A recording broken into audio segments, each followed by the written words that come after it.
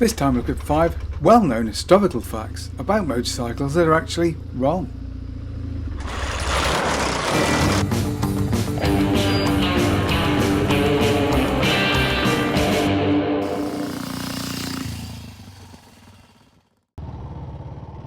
Now I don't know about you, but I love a bit of history, and in history there are some well-known historical facts that everybody accepts to be true, or almost everybody accepts to be true. Things such as, well, the Wright brothers flew the first heavy-than-air aircraft, Samuel Morse invented the telegraph, and Alexander Graham Bell invented the telephone.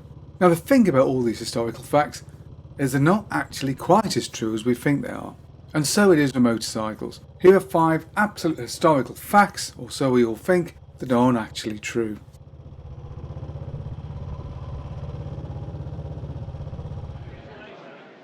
First up, it's BMW and telescopic forks. This is pretty much accepted the world around. All sorts of people will tell you this is an absolute fact. And if you go on Wikipedia, it will tell you that, well, BMW invented the telescopic fork on a motorcycle. Except, it's not true. Now this is a Scott two-stroke. Scott was one of those pioneering companies to ever grace the motorcycle industry, and in 1908 they first fitted telescopic forks, and in fact what we today call upside down telescopic forks, to its motorcycles. True, these were not actually damped, although some models did feature friction dampening, they were not hydraulically damped. Okay, there you are, let's revise the fact then. BMW developed the first hydraulically damped telescopic fork. Well, actually no, because Nimbus fitted telescopic hydraulically damped forks to their 4-cylinder machines a full year before BMW. Sorry BM. Okay, so this one's about Triumph. Now I was watching a TV programme and they actually said that Triumph was the longest continuously produced motorcycle company in the world. And in fact they even said as much on the Motorcycle Show a few months ago. Yet again, this is not true at all.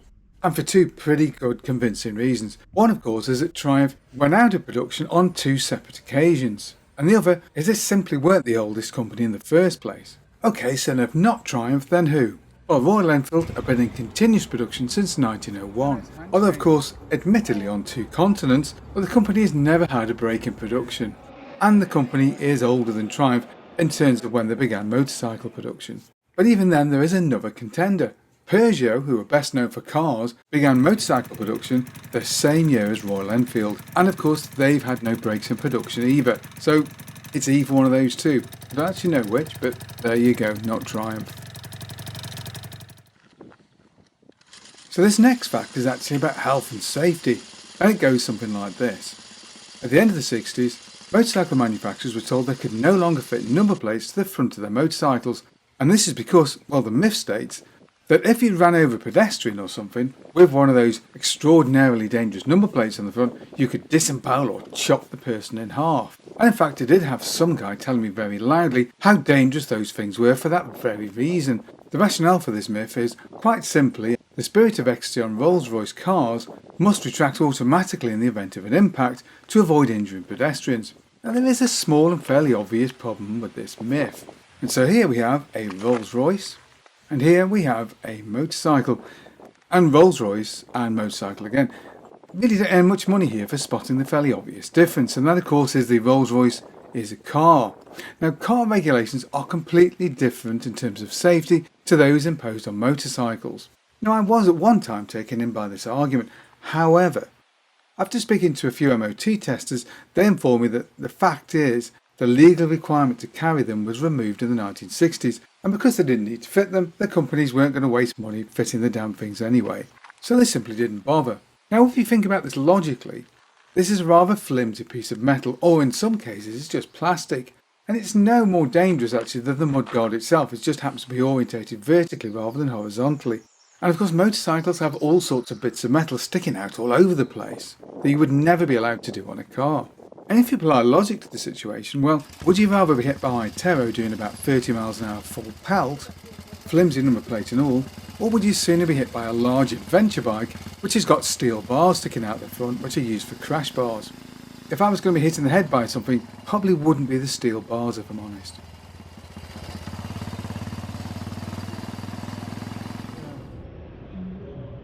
Time for another historical one now.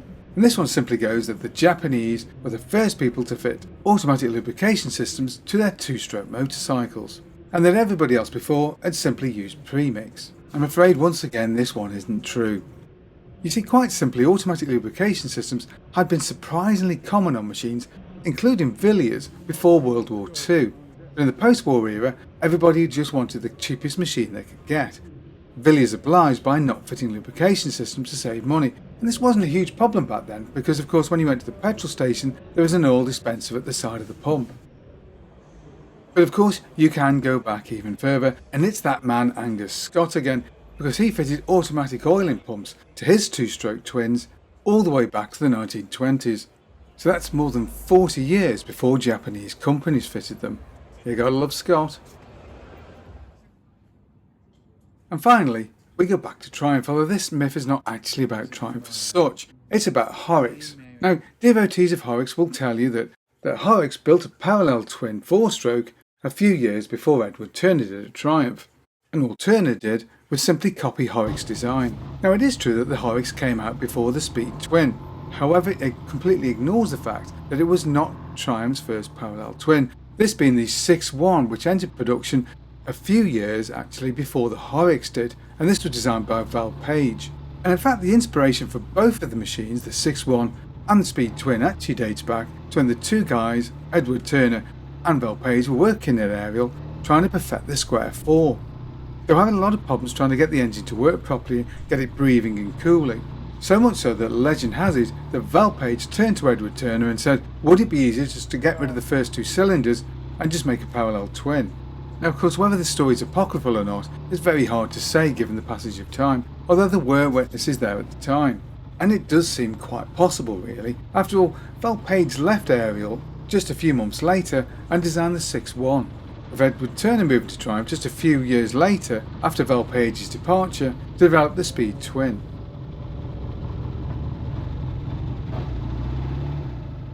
Well, I do hope you found those little factoids interesting, and if you'd like to see us produce something similar, then let us know below.